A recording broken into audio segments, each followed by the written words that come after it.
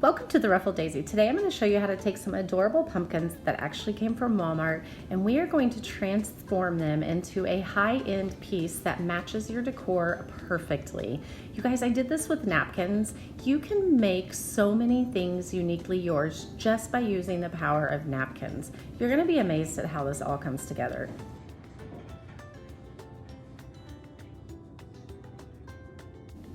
To start, once you find a napkin that you like, you're going to want to make sure that you peel all the layers away. Many napkins are 2 or 3 layer, and so just make sure that you are only creating with 1 layer.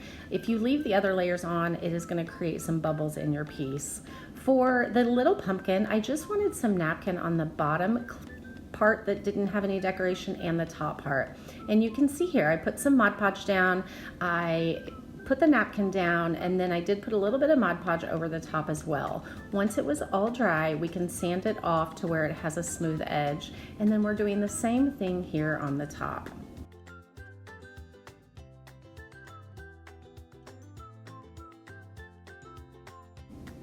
This little twine bow actually came with the pumpkin originally, and I just pulled it off before I started creating with it, and I thought it was perfect, so I just used what came with it. You will see at the end that I did add a little bit of something extra.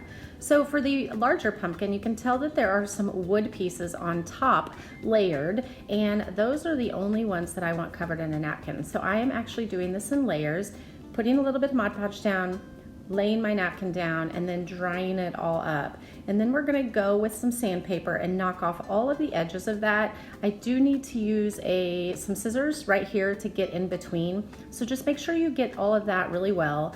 One of the things that you have to make sure is that you have to make sure your Mod Podge is really dry before you sand, because it will move your paper around and tear it.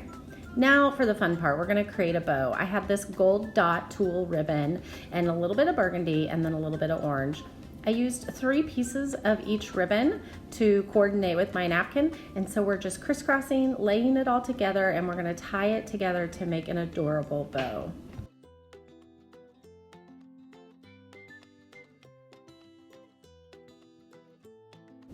Once you are satisfied with your bow, go ahead and adhere it to your piece. I did offset it on my pumpkin. When I put it underneath the stem, it kind of covered it up.